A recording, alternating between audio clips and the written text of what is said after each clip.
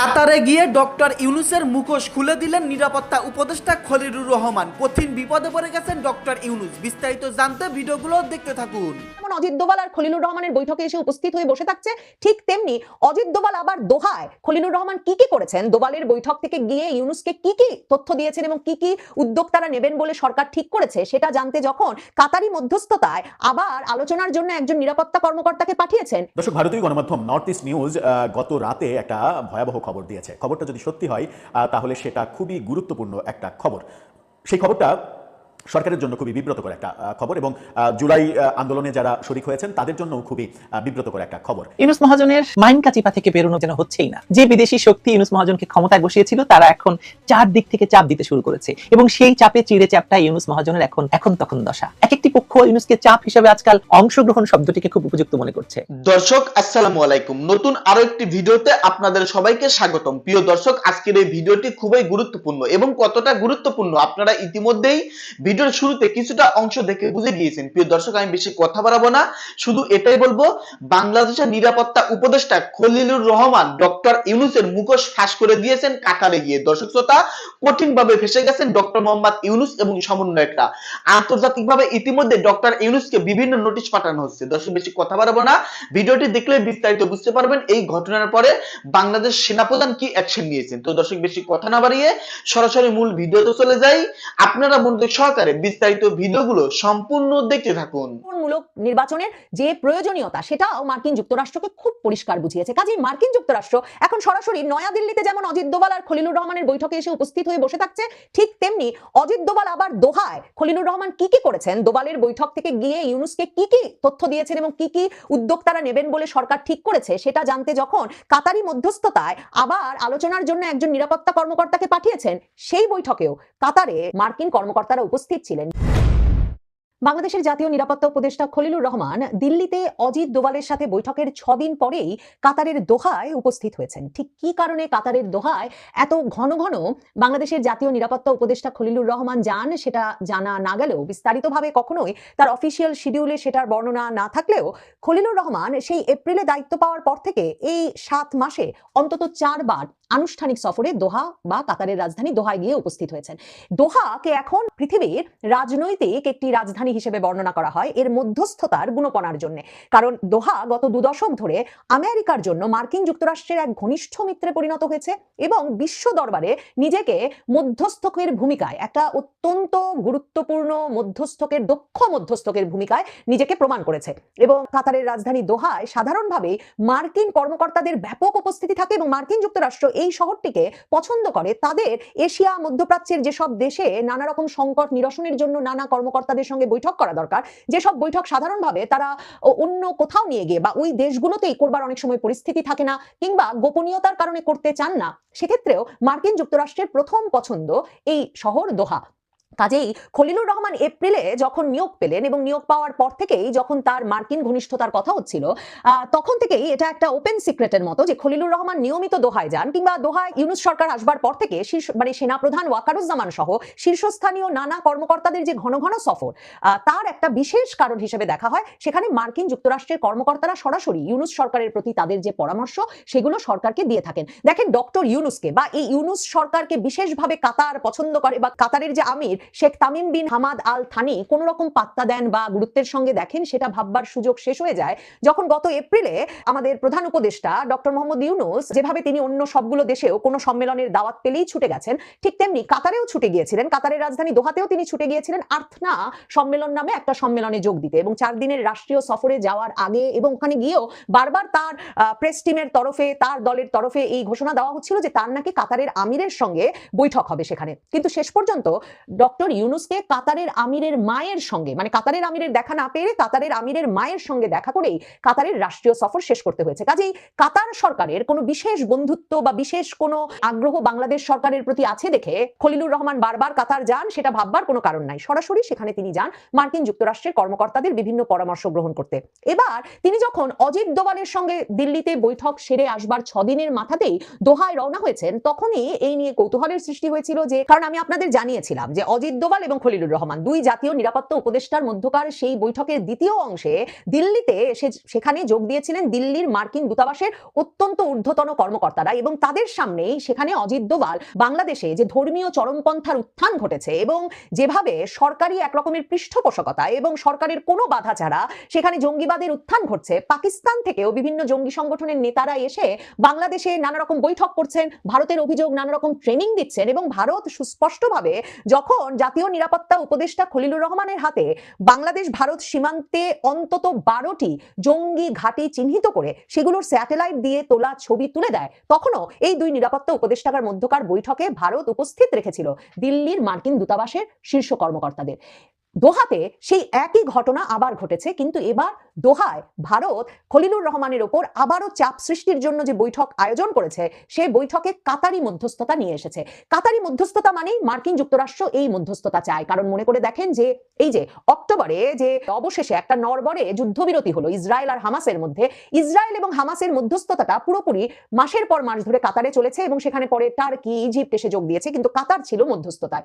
কাতারের মধ্যস্থতায় কিন্তু তালেবান এবং যুক্তরাষ্ট্রের মধ্যকার মধ্যস্থতা বৈঠকের পর আফগানিস্তান থেকে মার্কিন সৈন্য সরিয়ে নেওয়া হয়েছিল, এমনকি এখন রাশিয়া ইউক্রেন যুদ্ধের একটা মীমাংসা করতে সেজন্যও কাতারে মধ্যস্থতা চলছে, এবং সবই হচ্ছে মার্কিন আগ্রহে। মানে পাকিস্তানের লস্করি তৈয়বা অথবা জৈশ-ই মোহাম্মদের মতো গ্রুপগুলো কিংবা আনসারুল্লাহ বাংলা টিমের প্রধান জসিমউদ্দিন রহমানি ছাড়া পেয়ে ঘুরে বেড়াচ্ছেন বাংলাদেশে, এসব জানবার পরে অজিত দোভাল এখন একেবারে ঘাড়ের ওপর শ্বাস ফেলছেন এবং বাংলাদেশ সরকার কি করছেন এক্ষুনি সেটা জানতে চাইছেন। এটা একটা অস্থিরতা, তীব্র অস্থিরতা ভারতের তরফ থেকে, যে কারণে ভারতীয় সংবাদ মাধ্যম খবর দিচ্ছে যে খলিলুর রহমান দোহা রওনা হওয়ার আগে 12টি নিয়ে কোনো কাজ না হলেও আইন শৃঙ্খলা রক্ষাকারী বাহিনী ওই 12টি ঘাঁটি ভেঙে দিতে বা সেখানে জঙ্গিদের তৎপরতা বন্ধে কোনো উদ্যোগ না নিলেও অন্তত ত্রিপুরা কুমিল্লা সীমান্তে একটি ঘাঁটিতে সেনা অভিযান চালিয়ে তারপর দোহা রওনা হয়েছেন জাতীয় নিরাপত্তা উপদেষ্টা খলিলুর রহমান।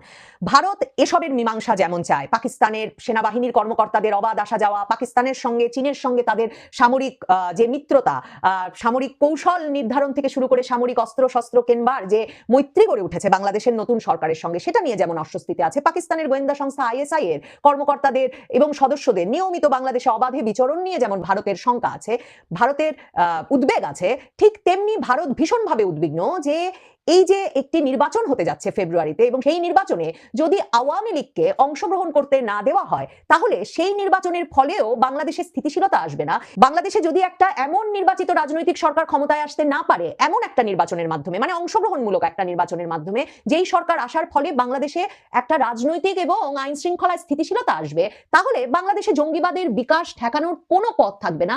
সেটা ভারত বোঝে এবং ভারত সে বিষয়ে মার্কিন যুক্তরাষ্ট্রকে সরাসরি তার পাশে পেয়েছে। একদিকে 18 কোটি 19 কোটি মানুষের এই দেশে জঙ্গিবাদের বিস্তার ঘটলে এবং সেই দেশে পাকিস্তান এবং চীনের সবচেয়ে প্রভাব থাকলে ভারত মার্কিন যুক্তরাষ্ট্র কেউ ভালো থাকবে না। ভারত সেটা যেমন বুঝিয়েছে, ভারত অংশগ্রহণমূলক নির্বাচনের যে প্রয়োজনীয়তা সেটাও মার্কিন যুক্তরাষ্ট্রকে খুব পরিষ্কার বুঝিয়েছে। কাজেই মার্কিন যুক্তরাষ্ট্র এখন সরাসরি নয়াদিল্লিতে যেমন অজিত দোভাল আর খলিলুর রহমানের বৈঠকে এসে উপস্থিত হয়ে বসে থাকছে, ঠিক তেমনি অজিত দোভাল আবার দোহায় খলিলুর রহমান কি কি করেছেন, দোভালের বৈঠক থেকে গিয়ে ইউনুসকে কি কি তথ্য দিয়েছেন এবং কি কি উদ্যোগ তারা নেবেন বলে সরকার ঠিক করেছে সেটা জানতে যখন কাতারি মধ্যস্থতায় আবার আলোচনার জন্য একজন নিরাপত্তা কর্মকর্তাকে পাঠিয়েছেন, সেই বৈঠকেও কাতারে মার্কিন কর্মকর্তারা উপস্থিত ছিলেন, যেই মার্কিন কর্মকর্তারা গত এপ্রিল থেকে খলিলুর রহমান জাতীয় নিরাপত্তা উপদেষ্টার দায়িত্ব পাওয়ার পর থেকেই বাংলাদেশের কি করণীয়, আঞ্চলিক নিরাপত্তার জন্য বাংলাদেশের কি ভূমিকা নেওয়া উচিত, রোহিঙ্গা সমস্যা সমাধানে বাংলাদেশের কি ভূমিকা হওয়া উচিত থেকে শুরু করে প্রত্যেকটি বিষয়ে বাংলাদেশকে গাইড করবার জন্য, বাংলাদেশকে এক রকমের মানে পথ দেখিয়ে দেওয়ার জন্য যে মার্কিন কর্মকর্তারা দোহায় সক্রিয়ভাবে কাজ করছেন, সেই মার্কিন কর্মকর্তারা উপস্থিত হয়েছিলেন, যেখানে কাতারের একজন শীর্ষস্থানীয় কর্মকর্তা আব্দুল্লাহ বিন মোহাম্মদ আল খুলাইফি মার্কিন যুক্তরাষ্ট্রের হয়ে মধ্যস্থতা করেছেন। দোহার এই মধ্যস্থতাকারী কতটা গুরুত্বপূর্ণ সেটা বুঝলে মার্কিন যুক্তরাষ্ট্র এখন বাংলাদেশে একটা ইনক্লুসিভ ইলেকশন, একটা অংশগ্রহণমূলক নির্বাচনের মাধ্যমে একটা স্থিতিশীলতা আনতে কতটা উৎসুক হয়ে উঠেছে সেটা পরিষ্কার হবে। এই আব্দুল্লাহ বিন মোহাম্মদ আল খুলাইফি তিনি ছিলেন কাতারের রাষ্ট্রীয় যে গোয়েন্দা সংস্থা তার প্রধান এই 2024 নভেম্বর পর্যন্ত। এখন যেই কাতারের আমিরের দেখা পান নাই ডক্টর ইউনুস, সেই কাতারের আমির তামিম বিন হামাদ আল থানির প্রশাসনিক সদর দফতর সেই আমিরি দিওয়ানের প্রধান হিসেবে এখন কাজ করেন খুলাইফি। খুলাইফি হচ্ছেন কাতারের গোয়েন্দা সংস্থার সেই প্রধান যিনি কিনা সিআইএ থেকে, মার্কিন গোয়েন্দা সংস্থা থেকে মার্কিন যুক্তরাষ্ট্র এবং কাতারের মধ্যকার সম্পর্ক দৃঢ় করতে তার প্রচেষ্টার স্বীকৃতি হিসেবে জর্জ টেনেট মেডেল পেয়েছিলেন 2024 সালের আগস্টে। কাজেই মার্কিন যুক্তরাষ্ট্রের অত্যন্ত বিশ্বস্ত, ঘনিষ্ঠ এবং কাতারের আমিরের একেবারে সবচেয়ে বিশ্বস্ত ব্যক্তি, যার উপর তিনি আমিরি দিওয়ান পরিচালনার দায়িত্ব দিয়ে রেখেছেন, তার প্রশাসনিক দপ্তর দেখভালের দায়িত্ব দিয়ে রেখেছেন, সেই খুলাইফি কিনা বসেছিলেন জাতীয় নিরাপত্তা উপদেষ্টা খলিলুর রহমান এবং ভারতীয় নিরাপত্তা কর্মকর্তার মধ্যকার বৈঠকে মধ্যস্থতা করতে, যেই বৈঠকে মার্কিন কর্মকর্তারাও এসে উপস্থিত হয়েছিলেন। তাদের মূল আলোচ্য এবং দাবি খুব পরিষ্কার, বাংলাদেশে জঙ্গিবাদের অবসান ঘটাতে হবে, সরকারকে সক্রিয় ভূমিকা রাখতে হবে জঙ্গি ঘাঁটিগুলো ভেঙে দেওয়ার ক্ষেত্রে, এবং বাংলাদেশে এই জঙ্গিবাদের যে বিকাশ শুরু হয়েছে, যে চরমপন্থার বিকাশ ঘটেছে, সেটা থামাতে বাংলাদেশে একটা অংশগ্রহণমূলক নির্বাচন নিশ্চিত করতে হবে, যে নির্বাচনে আওয়ামী লীগকে অংশ নেওয়ার উপায় খুঁজে বের করতে হবে ইউনূস সরকারকে। মার্কিন যুক্তরাষ্ট্র সরাসরি জানতে চেয়েছে যে ইউনূস সরকার কত দিনের মধ্যে ক্ষমতা থেকে যাবে বলে ভাবছে, এবং মার্কিন যুক্তরাষ্ট্র জানতে চেয়েছে ইনক্লুসিভ নির্বাচন অনুষ্ঠানের জন্য, অংশগ্রহণমূলক নির্বাচন অনুষ্ঠানের জন্য ইউনূস সরকার কি করতে পারে, সেটা খলিলুর রহমান কিভাবে তাদেরকে জেনে জানাতে পারবেন সেই বিষয়টা যাতে এই বৈঠকে পরিষ্কার করেন। কাজে খলিলুর রহমানকে এরপর দোহায় যেতে হলে বা মার্কিন যুক্তরাষ্ট্রের সঙ্গে আলাপে বসতে হলে এই দুটো বিষয়েই সম্ভবত তার সরকারের উত্তর নিয়ে তারপর হাজির হতে হবে। বুঝতে বাকি থাকছে না যে খলিলুর রহমানের ওপর যেমন চাপ বাড়ছে, আসলে চাপ বাড়ছে ইউনূস সরকারের ওপর। কারণ এমন খবরও পাওয়া যাচ্ছে এমনকি ভুটানের প্রধানমন্ত্রী শেরিং তোবগে যে বাংলাদেশ ঘুরে গেছেন, তিনিও ভারতের সেই একই বার্তা নিয়ে এসেছিলেন যে আঞ্চলিক নিরাপত্তার জন্য বাংলাদেশকে অংশগ্রহণমূলক, আওয়ামী লীগের অংশগ্রহণে নির্বাচন অনুষ্ঠান করতেই হবে। আর কমনওয়েলথ মহাসচিবের সঙ্গে বৈঠকটা যে ভালো হয়নি তা তো আমাদের সকলেরই জানা, কারণ কমনওয়েলথ মহাসচিব সজীব ওয়াজেদ জয়ের সঙ্গে অনলাইন বৈঠক করে এসে এই কথাটাই ইউনূস সরকারকে জানিয়ে গেছেন। তারা মনে করেন আওয়ামী লীগ জাতীয় পার্টির অংশগ্রহণের নির্বাচন ছাড়া কোনো নির্বাচন অর্থপূর্ণ হতে পারে না। ইউনূস সরকারের ওপর চাপ বাড়ছে কারণ আন্তর্জাতিক পক্ষগুলো বুঝতে পারছে নির্বাচনের তফসিল ঘোষণার সময় চলে এসেছে, সময় কমে আসছে ইউনূস সরকারকে এটা বোঝাতে যে সকল পক্ষ আওয়ামী লীগের অংশগ্রহণেই একটা নির্বাচন। দর্শক, ভারতীয় গণমাধ্যম নর্থ ইস্ট নিউজ গত রাতে একটা ভয়াবহ খবর দিয়েছে। খবরটা যদি সত্যি হয় তাহলে সেটা খুবই গুরুত্বপূর্ণ একটা খবর। সেই খবরটা সরকারের জন্য খুবই বিব্রতকর একটা খবর, এবং জুলাই আন্দোলনে যারা শরিক হয়েছেন তাদের জন্য খুবই বিব্রতকর একটা খবর। এবং সেই খবরটা বাংলাদেশের সরকারকে কেন্দ্র করে নর্থ ইস্ট নিউজ দাবি করছে যে আমাদের নিরাপত্তা উপদেষ্টা কাতারে গিয়ে বিভিন্ন স্টেক হোল্ডারের সঙ্গে, কাতার, ভারত, আমেরিকা বিভিন্ন স্টেক হোল্ডারদের সঙ্গে একটা অতি গোপনীয় মিটিং করেছেন, যেখানে আওয়ামী লীগকে নির্বাচন করতে দেওয়ার ইস্যু নিয়ে আলোচনা হয়েছে এবং খলিলুর রহমানের উপরে চাপ সৃষ্টি করা হয়েছে। এরকম মিটিং কি সত্যিই হয়েছে? চলুন নর্থ ইস্ট নিউজ কি বলছে, কি দাবি করছে, তাদের এই দাবির ভিত্তিটা কতটা জোরালো সেটা একটু খুঁজে দেখি এই ভিডিওতে। থাকবেন পলিটিক্স টিভির নিয়মিত আয়োজনে।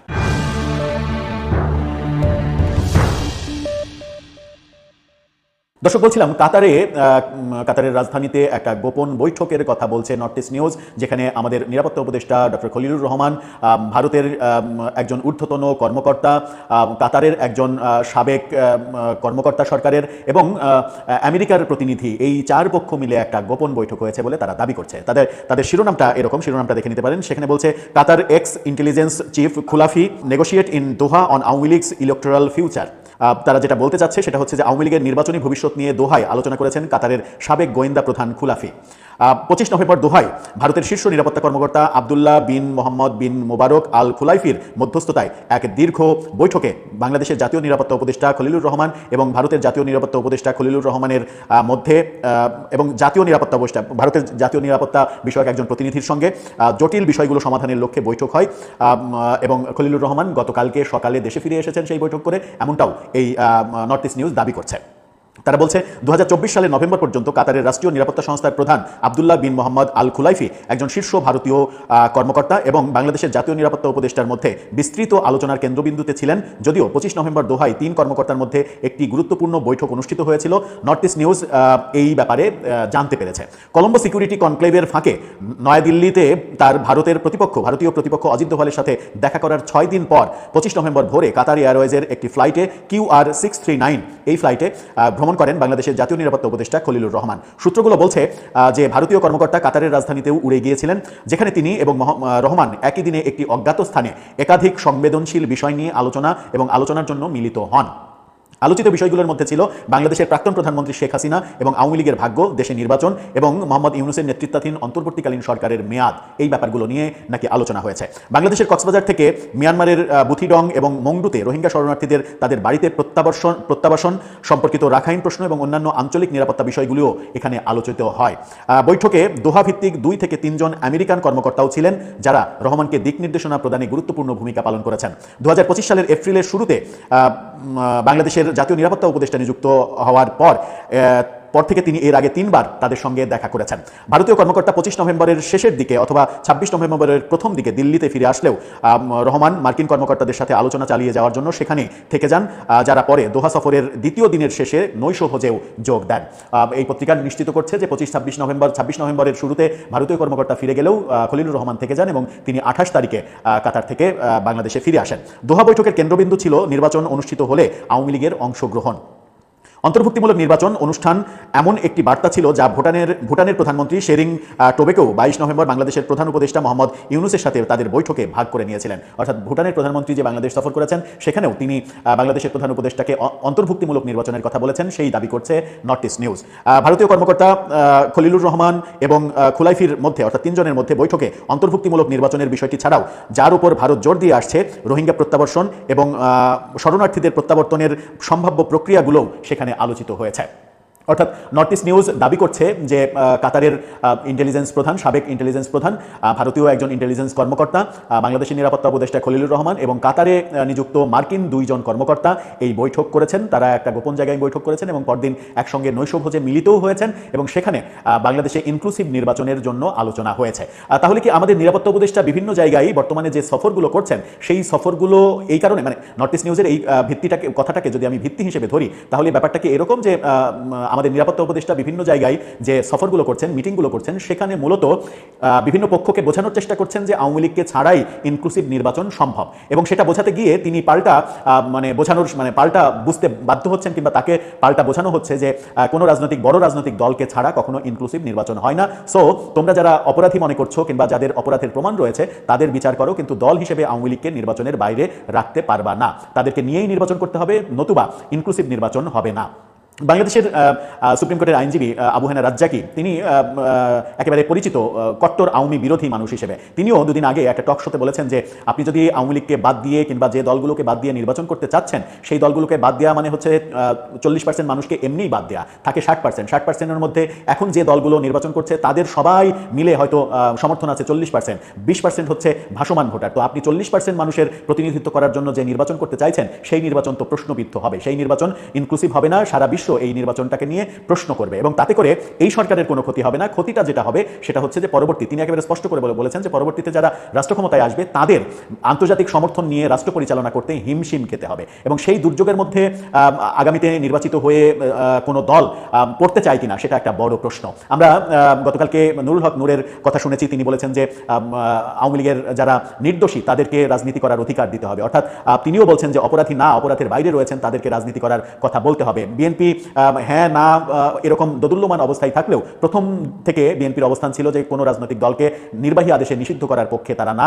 আদালতে যদি প্রমাণিত হয় যে দল হিসেবে এই দলটা অপরাধী সেটা পরের ব্যাপার, কিন্তু নির্বাহী আদেশে কোনো দলের রাজনীতি থামিয়ে রাখা এটা গণতান্ত্রিক প্র্যাকটিস না। এখন তাহলে সরকার কোন পথে যাবে? এই দোহাই নর্থ ইস্ট নিউজ যে দাবি করছে যে কাতারের রাজধানী দোহাতে এরকম একটা আলোচনা হয়েছে, 4টি পক্ষের একটা সম্মিলিত মিটিং হয়েছে, সেটা যদি সত্য হয় তাহলে সেখান থেকে আমাদের নিরাপত্তা উপদেষ্টা কি বার্তা আনছেন? ভারতে গিয়েছিলেন, ভারত থেকেই বা কি বার্তা এনেছেন? পরবর্তী কর্মসূচি বা কোন দিকে? সম্মানিত দর্শক, আশা করতেছি বিস্তারিত ভিডিওগুলো আপনারা সম্পূর্ণ মনোযোগ সহকারে শুনেছেন এবং দেখেছেন। প্রিয় দর্শক, আজকের এই ভিডিওতে আপনারা যে আলোচনাগুলো শুনতে পারলেন, রাজনৈতিক বিশ্লেষকরা যেসব আলোচনা করলো, সমস্ত কিছু মিলিয়ে আপনাদের কি মনে হচ্ছে? প্রিয় দর্শক, আমাদের দেশে কি হতে চলেছে? দর্শক, দেশের একজন সাধারণ সচেতন নাগরিক হিসেবে আপনাদের মূল্যবান মন্তব্যটি ভিডিওর কমেন্টে অবশ্যই লিখে জানিয়ে দিবেন। প্রিয় দর্শক, সকলেই ভালো থাকবেন, দেখা হবে নতুন কোনো ভিডিও নিয়ে।